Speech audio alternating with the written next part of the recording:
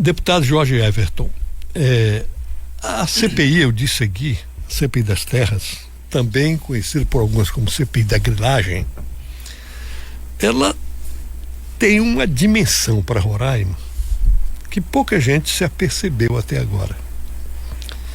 Eu disse na abertura do programa que Roraima poderia ter sido um modelo de regularização fundiária. Por quê? Porque durante todo o nosso processo histórico, a velocidade de regularização fundiária foi muito lenta. Existiam poucos títulos definitivos. Os primeiros foram aqueles expedidos pela Justiça do Amazonas, enquanto nós éramos municípios do Amazonas.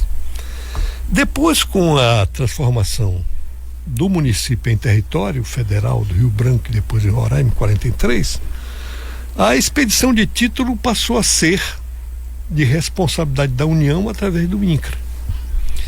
E até mesmo os títulos expedidos pela Justiça do Amazonas deveriam ser reconhecidos pelo INCRA, né? Com a transformação do Estado e a passagem das terras para a jurisdição estadual, que só ocorreu agora, recentemente, o Iteraima teve pouco tempo para titular tanto assim. Então era para a gente ter começado mais ou menos limpo, né?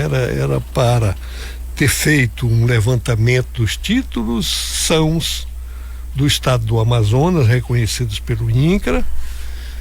Era para ter sido feito um reconhecimento dos títulos do INCRA nas discriminatórias. Aliás, as áreas de colonização ficaram fora do processo de regularização estadual. E do Iteraima tinha que fazer a depuração daquela bandalheira que foi instalada no Iteraima, quando uma quadrilha tomou conta do órgão e titulou, fez títulos falsos, invadiu terras, enfim, e a coisa foi parar na Polícia Federal, virou inquérito que até hoje ninguém sabe a decisão final. O resultado disso é que hoje Roraima tem títulos do governo do Amazonas falsificados, tem títulos do INCRA não reconhecidos, tem títulos do Iteraima falsificados e virou uma Babel. A instalação da CPI das Terras parece ser uma nova janela onde a gente possa passar isso a limpo, para dar segurança jurídica aos proprietários e a partir daí, né, promover o processo de ocupação produtiva dessas terras. A minha primeira pergunta é: os deputados que compõem a CPI estão atentos para a importância histórica dessa CPI? Bom dia. Bom dia, doutor Getúlio, bom dia, ouvintes da Rádio Folha. Mais uma vez eu quero agradecer o senhor ter me convidado. É sempre uma honra estar aqui ao seu lado, aprendendo e conversando sobre política do nosso estado. Doutor Getúlio, a comissão, eu sou o presidente da comissão, o deputado Renato Silva é o relator, o deputado Armando Neto é membro, o deputado Chico Mozart é membro, o deputado Neto Loureiro é membro e o deputado Soldado Sampaio são os membros que compõem a comissão. Todos nós temos consciência da importância histórica dessa CPI para o estado de Roraima. Eu tenho muita tranquilidade quando eu falo de CPI, porque o senhor sabe que ao longo desses 10 anos que eu tenho como deputado estadual, eu fui relator de 2 CPIs que foram importantes para o estado. A CPI do sistema prisional, que acabou em prisões, né? Inclusive o filho da governadora foi preso naquele episódio. A CPI da saúde, onde nós evitamos que os respiradores, aquele dinheiro fosse perdido, dos respiradores que foram comprados, não foram pagos, do superfaturamento de material de utilização hospitalar. Nós evitamos muito desgaste e muito gasto financeiro no estado enquanto pessoas estavam morrendo. A Polícia Federal fez operação com base nas nossas informações, encontrou dinheiro na cueca de senador, e tudo isso o estado de Roraima sabe que as 2 CPIs elas tiveram um resultado efetivo. Essa não pode ser diferente, doutor Getúlio. Nós precisamos ter a segurança jurídica da terra para que o Estado possa desenvolver. O meu pai, que é um técnico agrícola, que formou os filhos em direito, ele ensinou para a gente a importância da terra para o desenvolvimento do Estado, da terra para as famílias. E um agricultor, ele só precisa ter o título da terra, porque com o título da terra ele vai no banco e pega um empréstimo para poder fazer a sua horta e plantar e ter a sua cultura. Ele precisa de energia de qualidade e ele precisa de estrada para escoar a produção. Hoje nós vivemos uma realidade dura no Estado, onde existe uma insegurança jurídica da terra, da propriedade. Como é que nós vamos atrair investidores e, acima de tudo, como é que nós vamos ajudar os nossos colonos, os nossos agricultores, que estão precisando de ajuda, de apoio, mas sequer têm um título definitivo da terra para conseguir um empréstimo para trabalhar? Então nós precisamos, de uma vez por todas, esclarecer isso. Mas não cabe apenas a CPI isso. Eu sempre explico para as pessoas que elas confundem o papel de uma CPI, de um inquérito policial e de um processo judicial. O nosso papel é um papel político de descobrir e analisar os processos, indiciar e ouvir testemunhas e, com todo o relatório pronto, dar o encaminhamento necessário. Qual seria o resultado de uma CPI?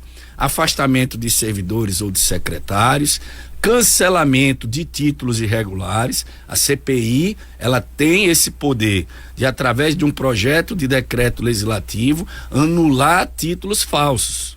Nós temos, mas precisamos ter a comprovação daquela fraude. Nós temos também o poder de encaminhar.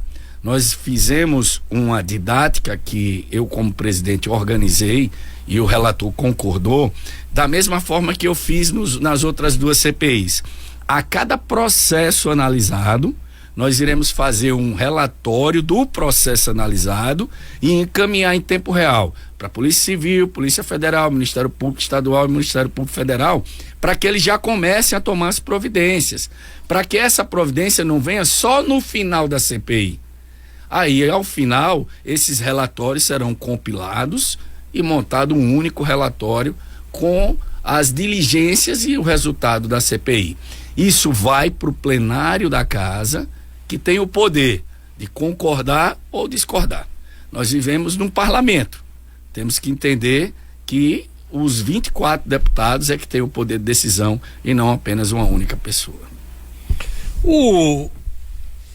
A presidente do Iteraima, Dilma Costa, ela esteve aqui na semana passada e deu algumas informações que me parecem indicativas de que é preciso apurar realmente todo o processo de regularização fundiária.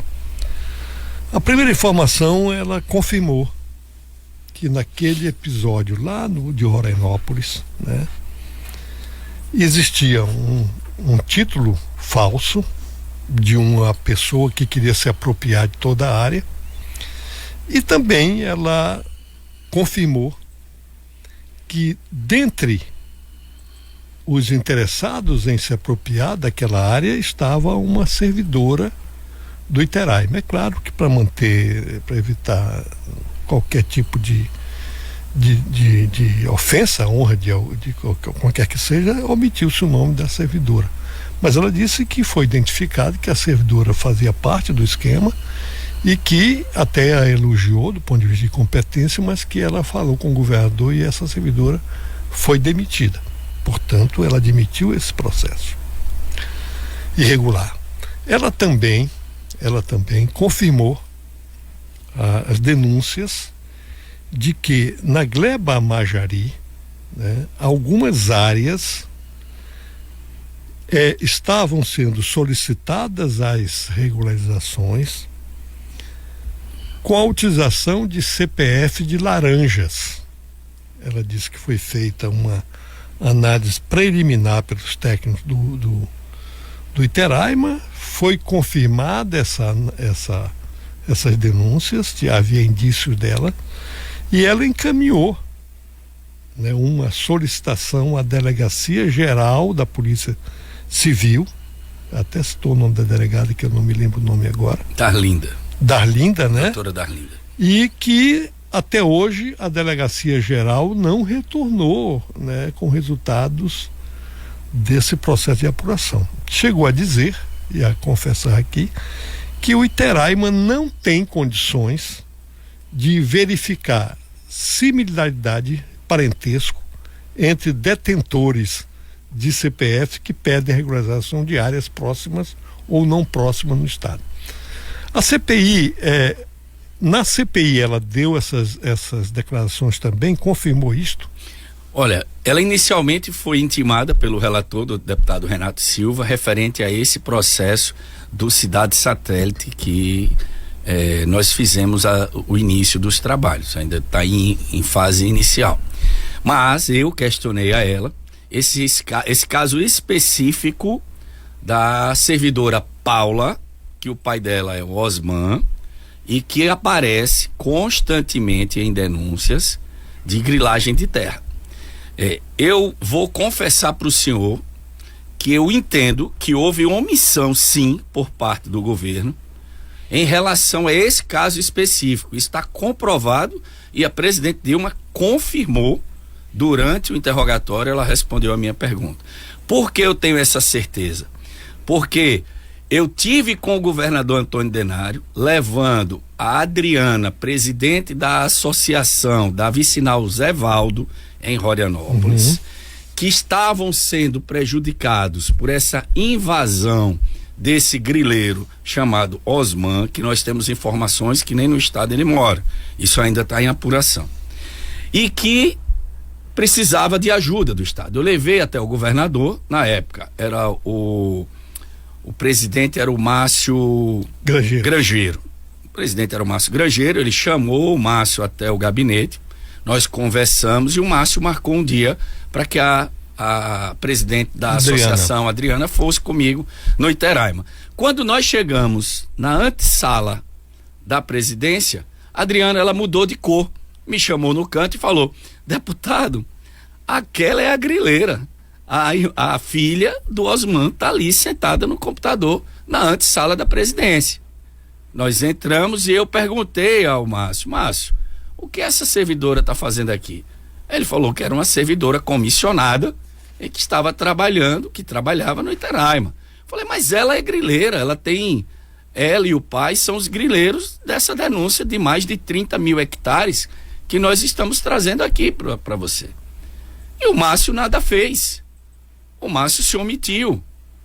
Depois da saída do Márcio, a Dilma, presidente Dilma, na audiência pública que realizamos em Caroebe, as pessoas da vicinal Zé Valdo se manifestaram, eu me manifestei, e com base na nossa denúncia, ela confirmou que o título não era da forma que estava apresentado.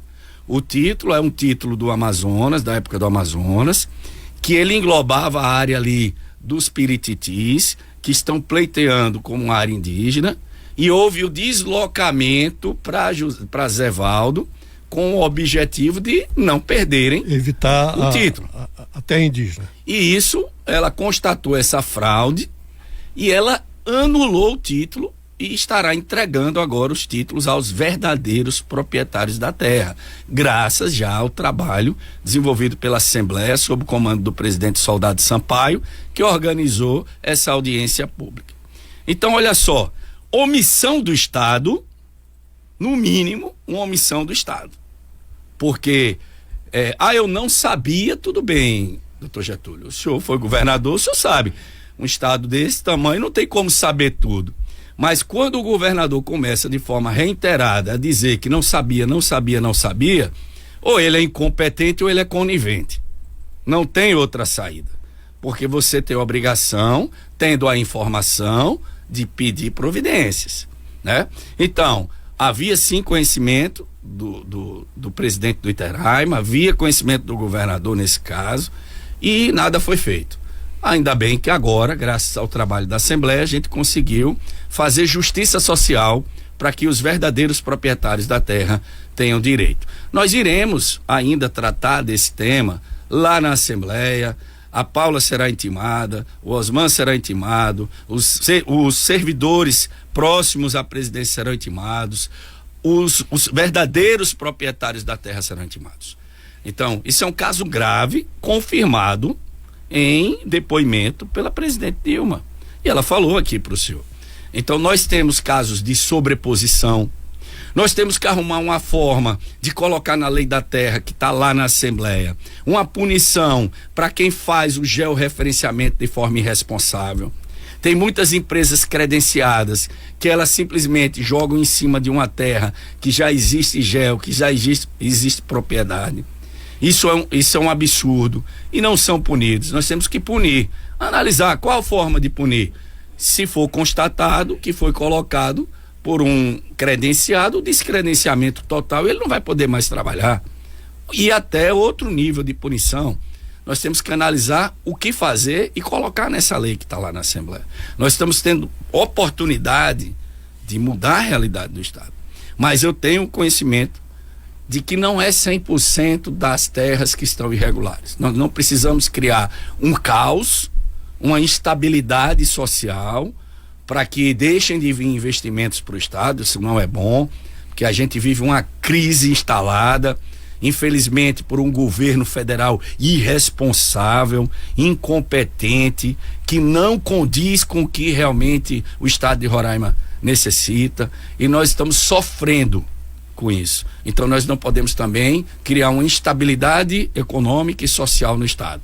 A CPI, ela tem que ser uma CPI com objetivo técnico, de analisar os processos, indicar erros, indicar acertos e propor soluções. Esse é o papel da Comissão Parlamentar de Inquérito.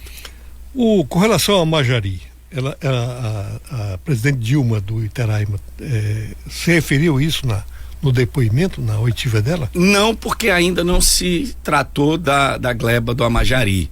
Nós fizemos a solicitação de todos os processos referente ao objeto da CPI, que é também algo importante para as pessoas entenderem.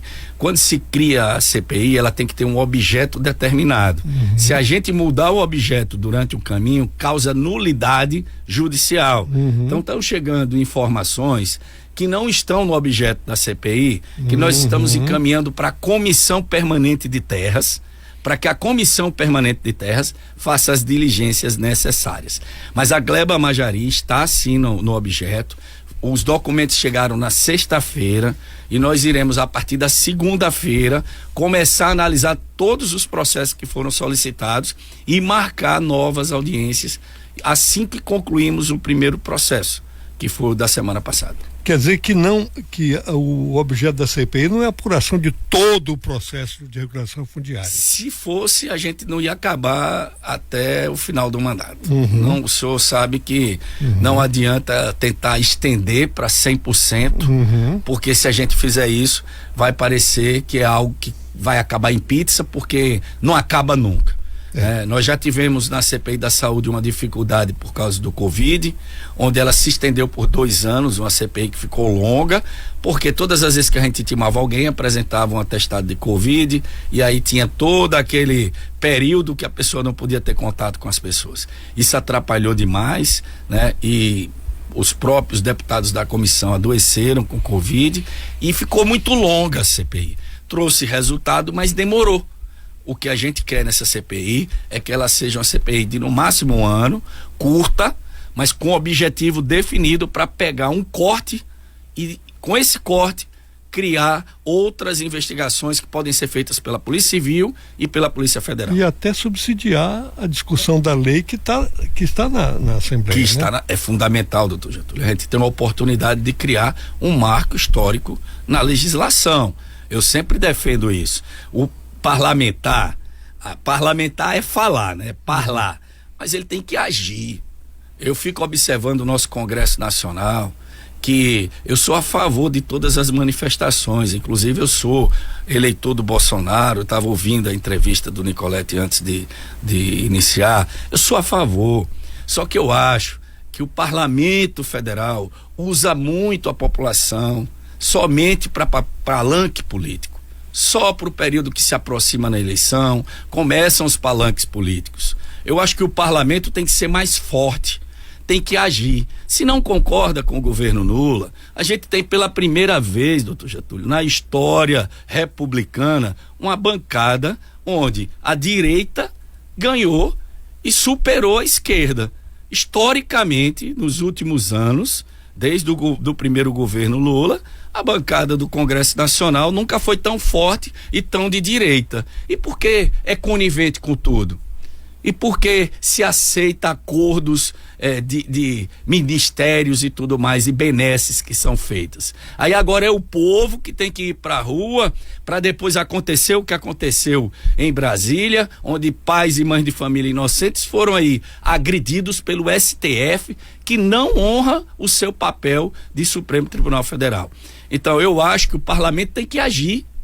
Olha só, eu lembro aqui quando os servidores da Codesaima foram demitidos, o governador Antônio Denário demitiu ilegalmente os servidores da Codesaima, eu propus um projeto de decreto legislativo e anulei o ato do governador. E os servidores estão trabalhando até hoje. E o Congresso? Vamos fazer uma análise. O senhor, que é experiente politicamente, o que o Congresso fez durante esses absurdos do STF e do governo Lula? Nada. O que o Senado está fazendo? Nós temos que, não podemos generalizar, tem bons senadores. Eu tenho acompanhado a saga do senador Messias, que tem defendido o nosso estado, o país, lutando e levantando a bandeira contra esses absurdos. Mas e o restante dos senadores? E os deputados? Eu acho que nós temos que fazer manifestação na casa deles. Nós temos que fazer manifestação na casa dos deputados federais, na casa dos senadores.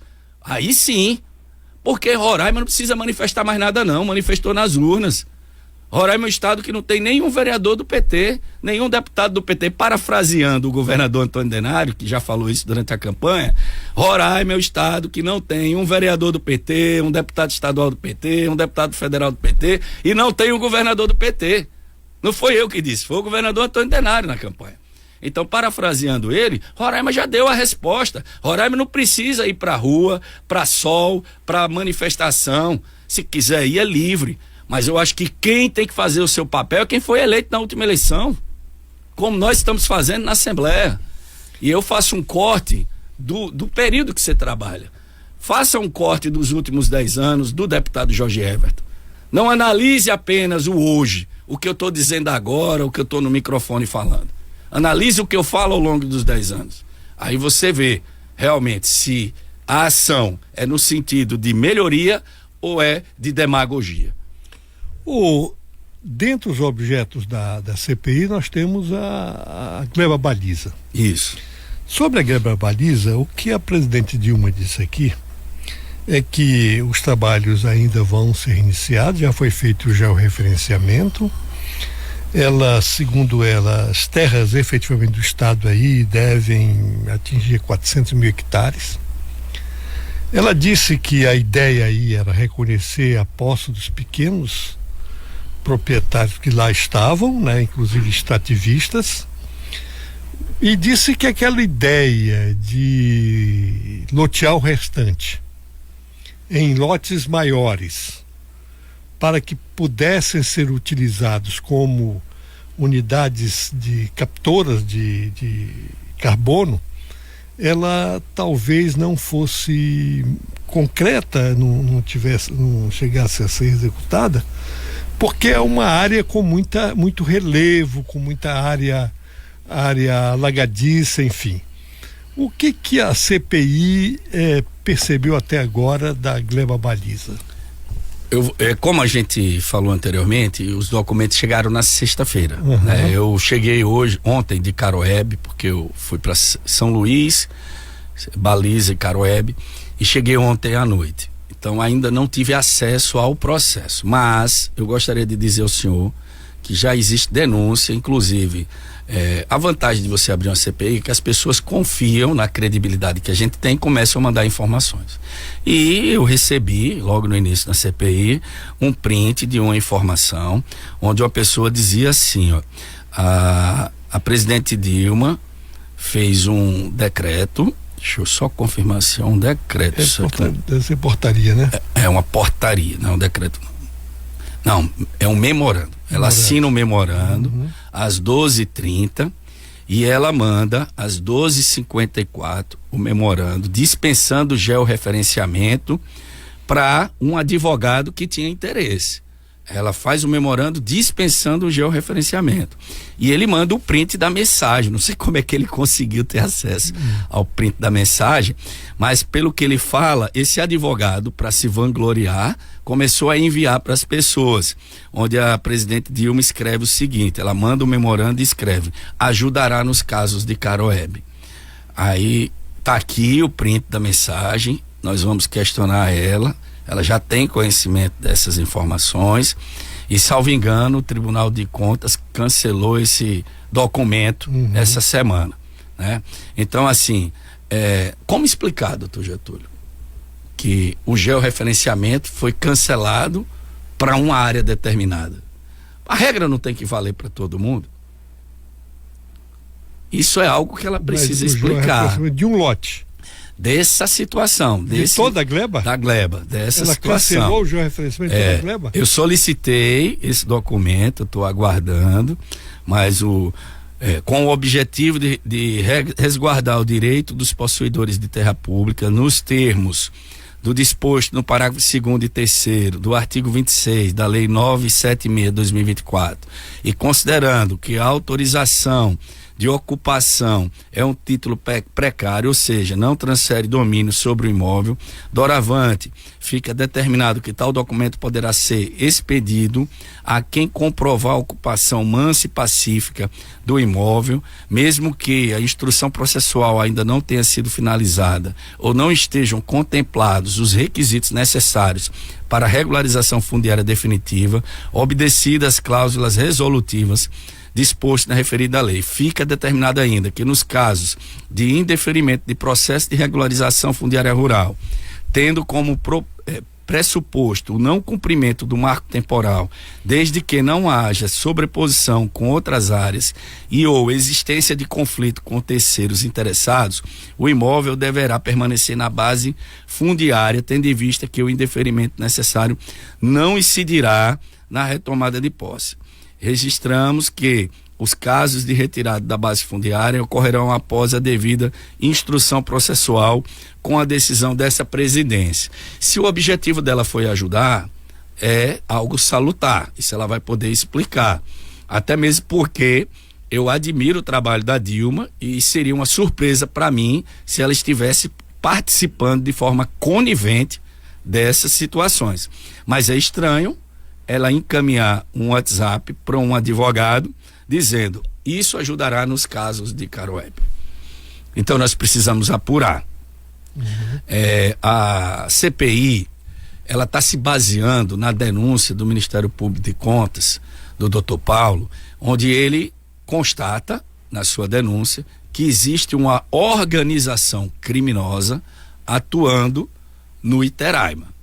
E toda organização criminosa, num caso complexo onde envolve diversas pessoas, não tem como existir sem a participação de servidores, sejam eles comissionados ou efetivos. E nós queremos aqui, eu particularmente, que defendo o servidor público, que não seja injustiçado os servidores públicos, que não seja generalizado que todos os servidores do Iteraima estão envolvidos nessa organização criminosa.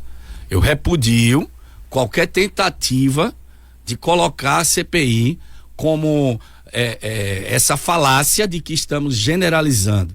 Nós não estamos generalizando. Existe maçã podre e temos que constatar. Quem é? É o presidente? É o gabinete do presidente?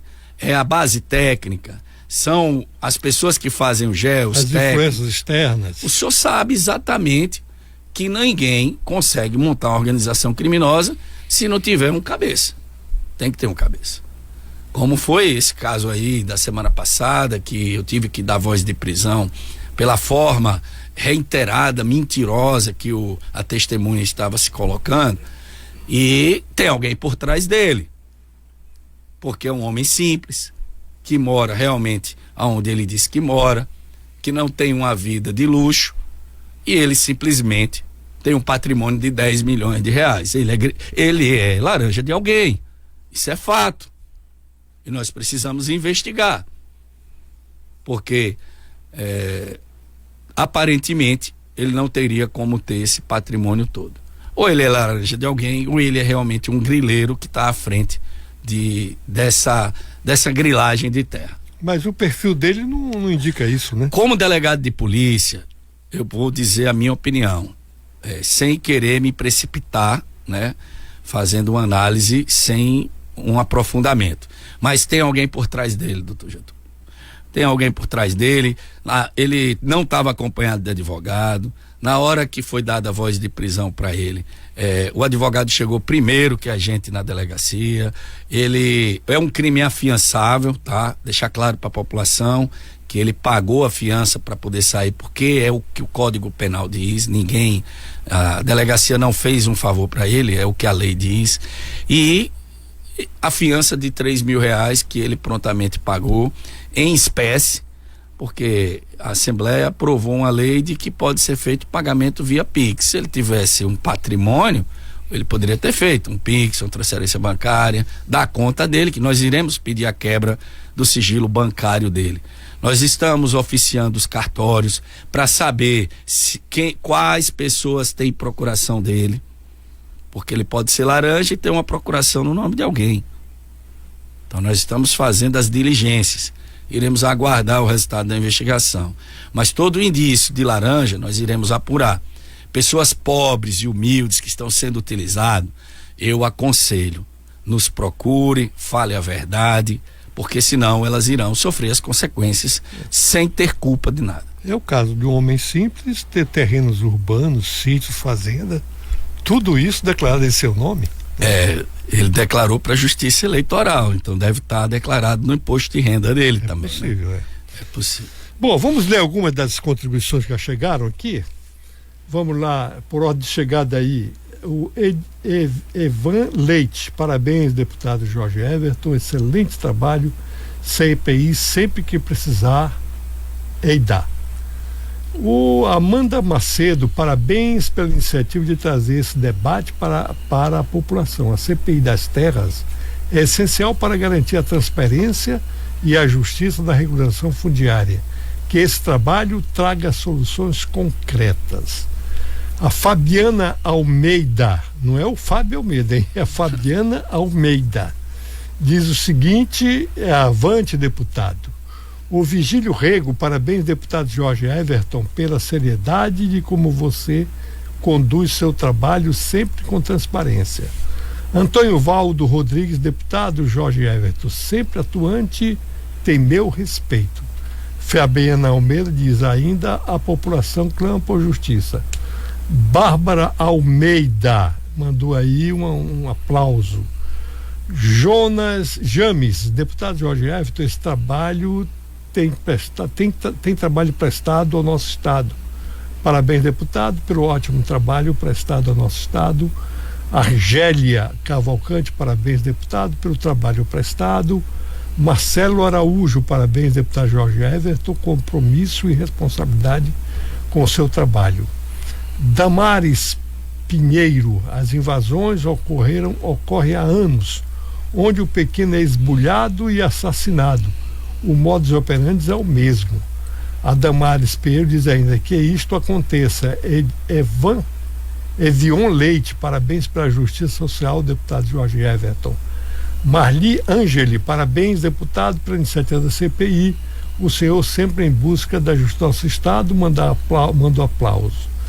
Carla Daniele mostrou aí um músculo. Yolanda Vitória. Evia Leite, é isso aí, deputado Jorge Everton. Keliane Maia, sou um admirador do trabalho desse deputado, parabéns pela atuação. Roque Silva, deputado Jorge Everton, mais atuante deputado do estado de Roraima. A Bárbara Tomedes, parabéns, deputado, sempre juntos. Vamos ver aqui agora via WhatsApp aqui, o que é que nos mandam dizer? Parabéns, deputado estadual Jorge Everton e Renato Silva, e aos membros que estão à frente da CPI.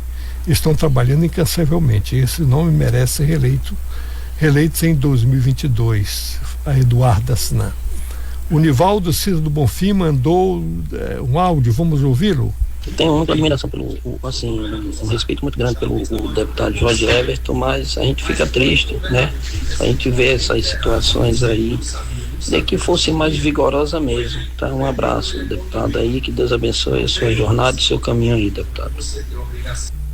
O Gilvan do Jockey Cruz, bom dia, doutor Getúlio. Eu queria saber do nome do deputado, porque não faz uma CPI da saúde, 6 anos de governo, já entrou não sei quantos bilhões na saúde, mosca dentro da comida, nem os enfermeiros conseguem comer de tão ruim, tem que levar a casa. O Gilvan, mas o deputado falou na CPI aqui, né? Quer reforçar, deputado? Eu quero primeiro agradecer todas as mensagens, né, de apoio. A gente tem 10 anos de parlamento e todas as pessoas conhecem o nosso modo de trabalhar, não preciso tá falando.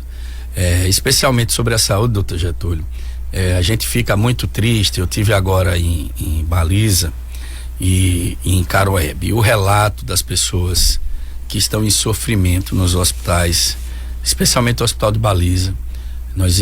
Eu irei levar ao doutor Cláudio Cirurgião, que é presidente da Comissão de Saúde, para que a gente possa fazer uma ação. Falta tudo. Como aqui em Boa Vista, eu fui para a tribuna denunciar o caso da irmã do vereador Cacheado, de Mucajaí, onde ela teve um problema cardíaco grave e precisou, de acordo com o laudo do médico, operar com urgência.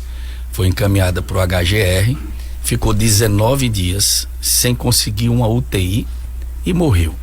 Entrou em óbito por conivência do Estado. Eu trouxe essa denúncia. E essas denúncias que foram levadas sobre a saúde, elas causaram o afastamento da secretária Cecília Lorizono. Mas o fato dela ser afastada não quer dizer que tem que parar. Nós temos que continuar apurando. A nova secretária Dilma, ela tem uma confiança por parte das pessoas desse estado, pelo trabalho que ela já desenvolve há anos, mas nós vamos cobrar melhorias do governador Antônio Denário. O estado aparentemente está parado enquanto está tendo essa discussão de cassação do governador Antônio Denário. Nós estamos parados, porque a realidade é só ir para as ruas. Pessoas desempregadas, a saúde não funciona, a situação da educação precária. O estado melhorou. Eu tenho que dar a mão à palmatória. Comparado ao que a gente tinha no governo Sueli para o primeiro governo do governador Antônio Denário, fato que melhorou. Mas a gente saiu de um caos e qualquer luz ilumina uma sala, onde você tem uma total escuridão.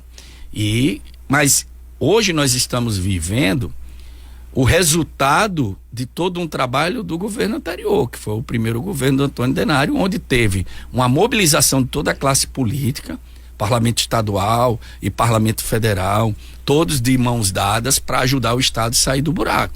Não foi só o governador que conseguiu, foi todo um alinhamento político. E agora a gente vê que o governador passa mais tempo viajando do que no próprio estado, e a gente vê um sofrimento da população.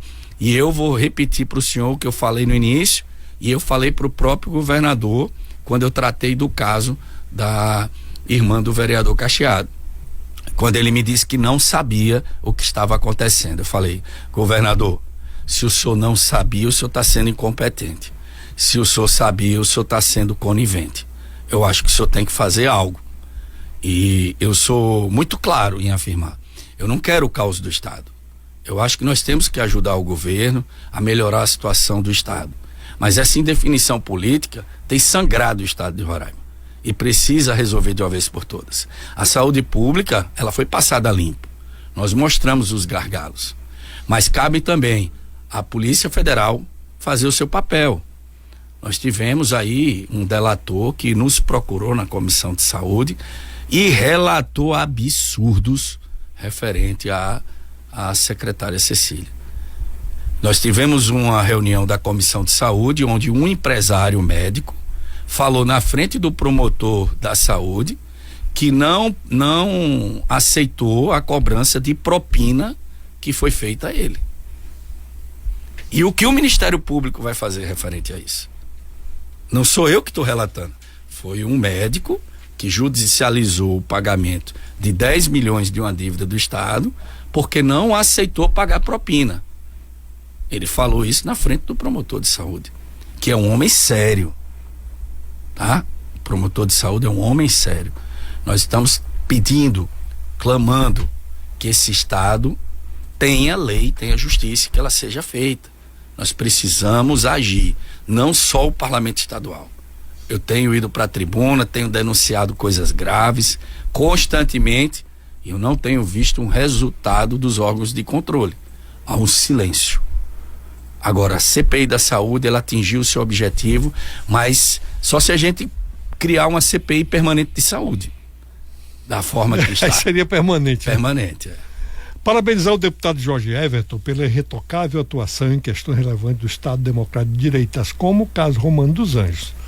Deputado Jorge Everton, recentemente Vossa Excelência, em força-tarefa, com os demais deputados, conseguiram desentranhar a Cecília Lorenzon da Secretaria de Saúde. Agora Vossa Excelência está à frente da CPI das Terras, que vem demonstrando resultados. Então pergunto, até o presente momento há indícios de existência de uma organização criminosa instalada com o objetivo de invadir, regularizar e vender as terras irregularmente? E assina Leocádio Menezes, advogado Leocádio Menezes. Essa organização criminosa foi citada pelo Dr. Paulo, do Ministério Público de Contas, e nós estamos juntando todas as documentações, doutor Leocádio, para identificar. Se for identificado, nós traremos sim, mas é como eu falei, pelo menos uma quadrilha está instalada.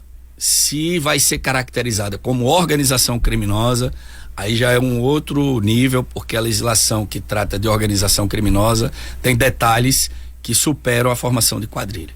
Então, no mínimo, uma quadrilha, sim. Agora, a organização criminosa nós vamos apurar durante a CPI. O Nivaldo Cícero mandou um áudio, vamos ouvi-lo? Bom dia, doutor Getúlio, é o Nivaldo aqui do Bela Vista. A CPI das terras é a mesma coisa que vai acontecer com a CPI da saúde, que a gente não viu nada, nenhuma punição e nada, entendeu? Entendeu? Me desculpe a forma como eu vou falar, é só um palanque político. Me desculpe a forma que eu estou falando, mas para mim é mais um palanque político. Que CPI nenhuma que eu vi até agora que não deu certo, nenhuma aqui em Roraima. Nenhuma. Não vi nenhuma das pessoas serem punidas, entendeu? Então a gente fica triste, que a gente queria ações vigorosas, mas infelizmente a gente não vê. Doutor Getúlio, um abraço, Nivaldo. Conheço Nivaldo há muito tempo.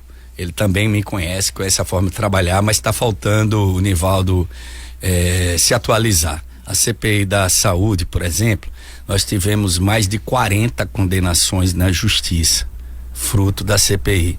Nós tivemos ações da Polícia Federal com relatórios nossos da CPI que geraram em operações, inclusive o fato que ficou conhecido nacionalmente, que o senador foi encontrado com dinheiro na cueca. Isso é fato.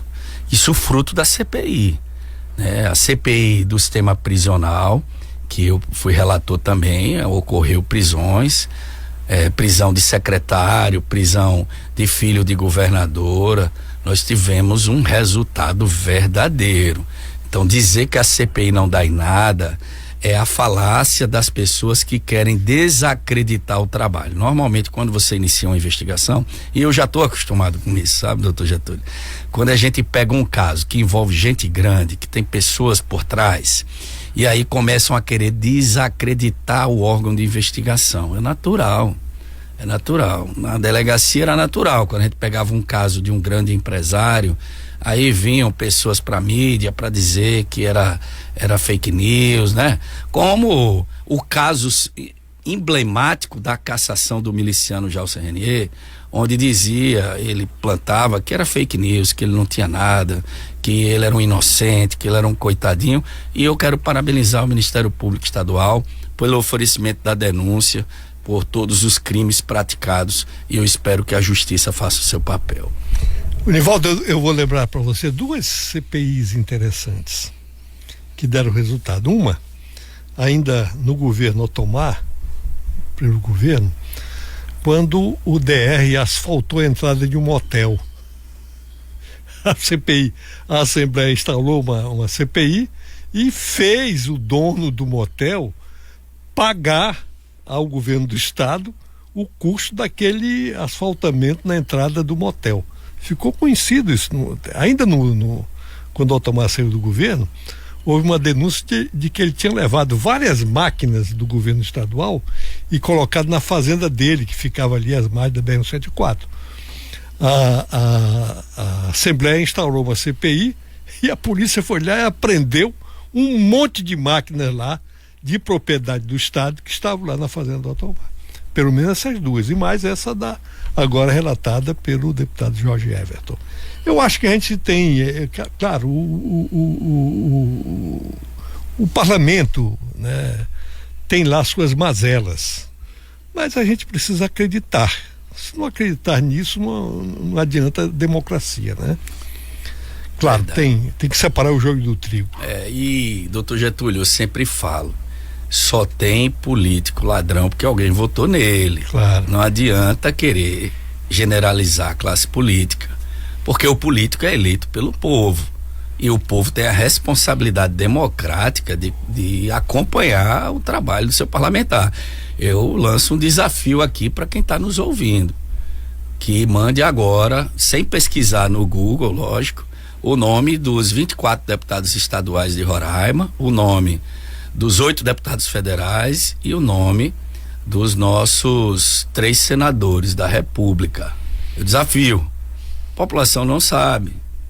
A população, quando ela deixa de ir à urna desacreditando na política, ela dá a oportunidade da escolha às pessoas que não têm a menor vontade, só estão preocupados com o recurso financeiro e o ganho na época da eleição. Então nós temos sim que participar, nós temos sim que cobrar. Eu adoro quando eu sou cobrado, porque eu cresço com essa cobrança, eu cresço com a crítica e eu faço com que o meu mandato se transforme em algo útil.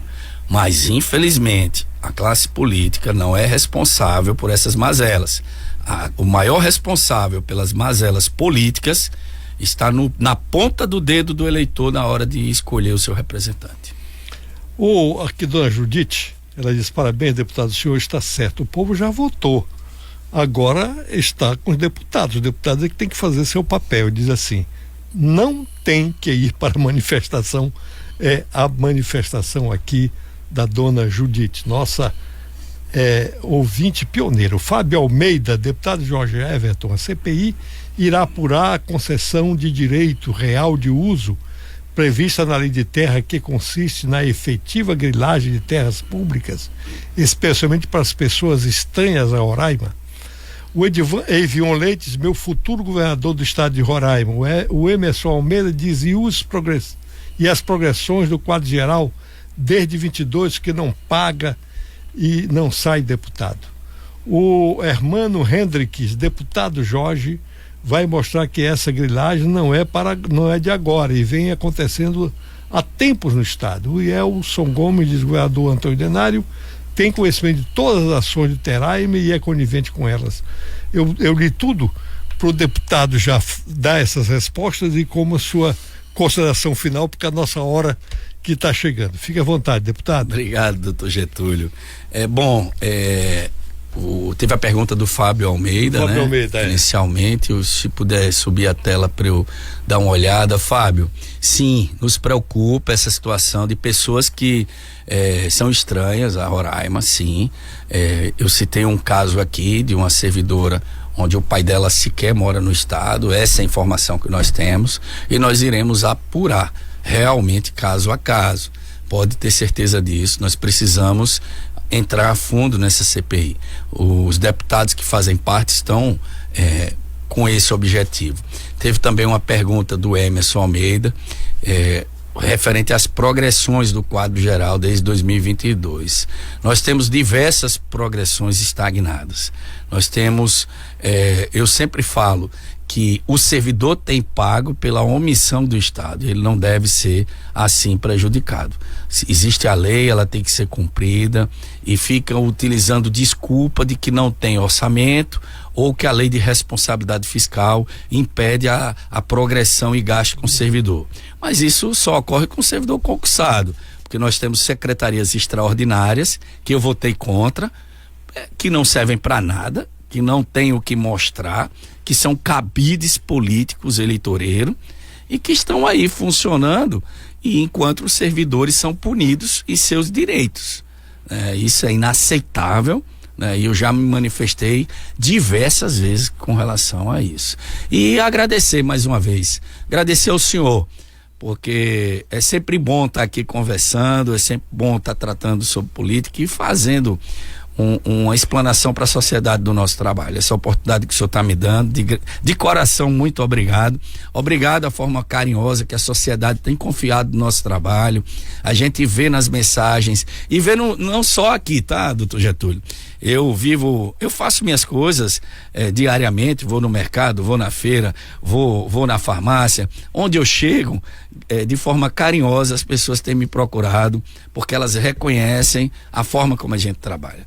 A gente tem trabalhado para um Estado melhor. Volto a falar, a gente tem que esquecer as questões individuais, as questões pessoais, político-partidárias, e trabalhar para um Estado melhor. Fazer justiça social, é esse o nosso papel. E enquanto eu for deputado, enquanto o povo quiser, eu estarei fazendo o meu trabalho. Depois, caso o povo não queira, eu volto para minha delegacia e continuo fazendo o meu trabalho de cabeça erguida e tendo certeza que eu fiz o melhor para o Estado. Muito obrigado, uma boa semana a todos.